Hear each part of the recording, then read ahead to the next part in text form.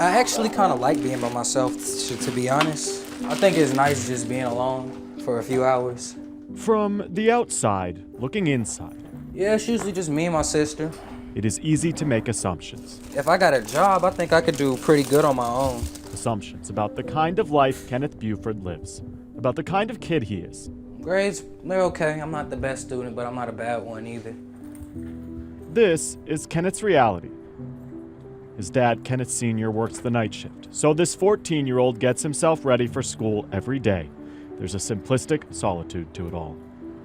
I mean, I want to graduate, and I can only graduate if I have so many credits.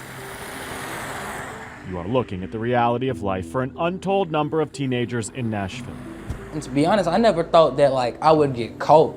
Their families are struggling to get by in a city pricing out the working poor, and it leaves kids like Kenneth Buford susceptible to fall through the cracks. And that's exactly what happened. If you knew you weren't supposed to be skipping school, why were you doing it? I just didn't want to be at school. I mean, and to be honest, I never thought that I would get caught. But I ended up getting caught. 1, 2, 3, and. It wasn't that this Glencliff High School freshman skipped one day of school. It's that he kept skipping school. His dad, always at work, had no idea it was even happening. Before I had started skipping school, I was skipping classes at first. Skipping school is far from the kind of egregious felony some kids in Nashville are committing.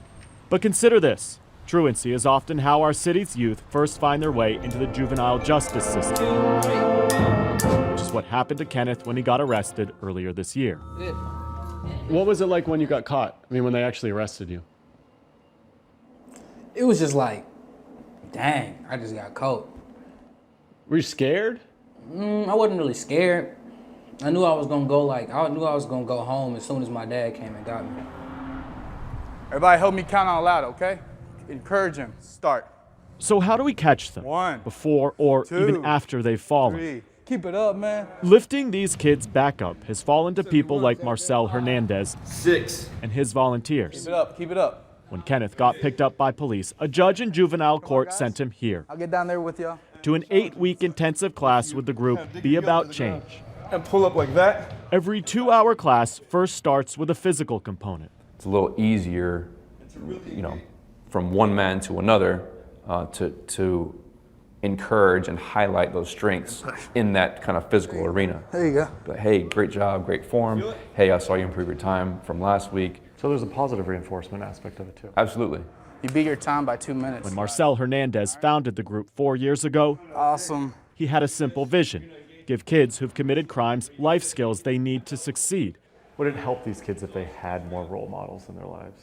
I think if they had more people that were telling them, I believe in you, I see the strength in you. Go. Let me shine this light on maybe some dark places that you haven't looked so that you can see it too. Every teenager here was referred through juvenile court, including Kenneth, 11. Awesome, man. who, over the last few weeks, has improved his time in the mile. Good job. And, most importantly, since starting this program, hasn't skipped school once. It's not only just the, hey, do 10 push-ups or a few pull-ups, whatever it is.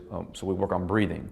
Hey, when you're dealing with conflict, you can use this breathing technique to approach the situation. You got this, man? The program isn't an absolute. When they started 8 weeks ago, there were 14 teenagers here.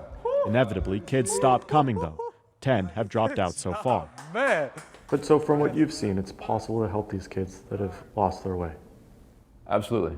And it's also possible to heal this. So today, we're here to celebrate. For the 4 kids who remained, though, who committed and stayed with the program, today was a milestone. You will continue to encounter challenges, moments of darkness. At the end of every 8-week program, Marcel holds a graduation for his students.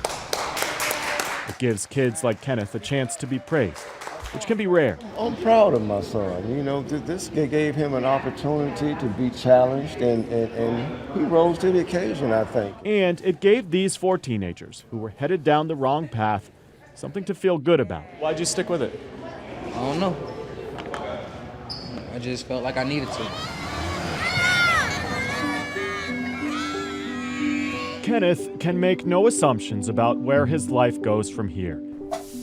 He knows he's in charge of his own destiny.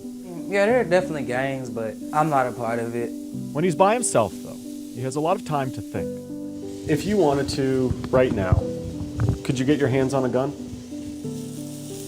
If I wanted to? Yeah. It is impossible to fix everything that is broken with the juvenile justice system, but showing kids like Kenneth which way to turn is a start. Let's make this strength and the hope and all these other things generational as well and highlight those.